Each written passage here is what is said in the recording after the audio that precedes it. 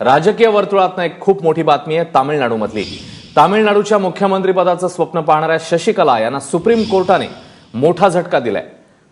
उत्पन्नाहून अधिक संपत्ती बाळगल्याच्या प्रकरणात सुप्रीम कोर्टाने शशिकला यांना 4 वर्षांची शिक्षा सुनावली आहे। त्यामुळे आता त्यांची रवानगी तुरुंगात होणार आहे आणि तामिळनाडूच्या मुख्यमंत्रीपदाचं स्वप्न त्यांचं पूर्त धुळीस मिळालंय।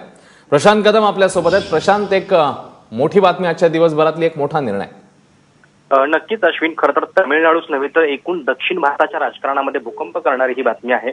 कारण जयललिता यांच्या निधनानंतर त्यांची मैत्रीण शशिकला हिनं संपूर्ण पक्ष ताब्यात घेतलेला होता आणि पनीरसेल्वम यांना मुख्यमंत्री पदावरून हटवून त्या स्वतः मुख्यमंत्री व्हायला निघालेल्या होत्या। मात्र ज्या दिवशी म्हणजे आज खरं तर तिकडे विधानसभेमध्ये त्यांना फ्लोअर टेस्ट द्यायची होती, आपलं बहुमत सिद्ध करायचं होतं आणि त्याच दिवशी सुप्रीम कोर्टाचा एक मोठा निर्णय जो आलेला आहे, त्यामुळे त्यांची रवानगी जी आहे ती आता मंत्रालयात होण्याच्या ऐवजी जेलमध्ये होणार आहे। कारण 1996चं हे प्रकरण आहे ज्याच्यामध्ये खरं तर जयललिता पण आरोपी होत्या आणि त्यांच्यासोबत शशिकला आणि इतर 2 जण। आरोप असा होता की उत्पन्नापेक्षा जास्त संपत्ती जी एकूण 62 कोटींची त्यावेळी दाखवली होती तर ती जमवल्याचा आरोप आहे। आणि या सगळ्या प्रकरणामध्ये 2 महत्वाच्या निर्णयांचा फक्त आधी थोडक्यात उल्लेख करतो।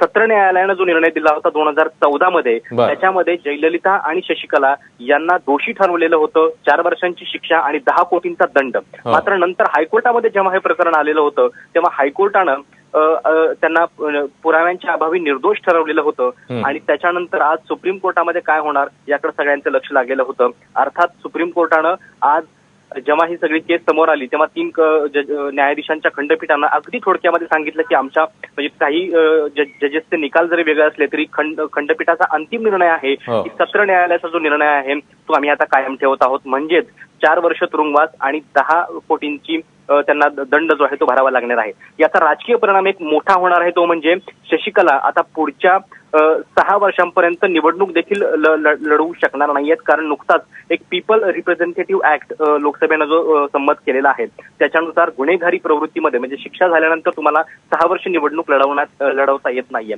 त्यामुळं अतिशय मोठा धक्का जो आहे तो शशिकला यांना बसलेला आहे आणि तामिळनाडूच्या राजकारणामध्ये याचे फार मोठे परिणाम जे आहेत ते होताना दिसणार आहेत।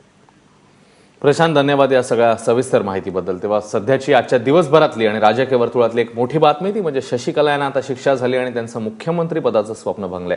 दरम्यान नेमक्या कोणत्या प्रकरणामध्ये त्यांनाही शिक्षा झाली आहे, सगळं प्रकरण काय आहे बघूया।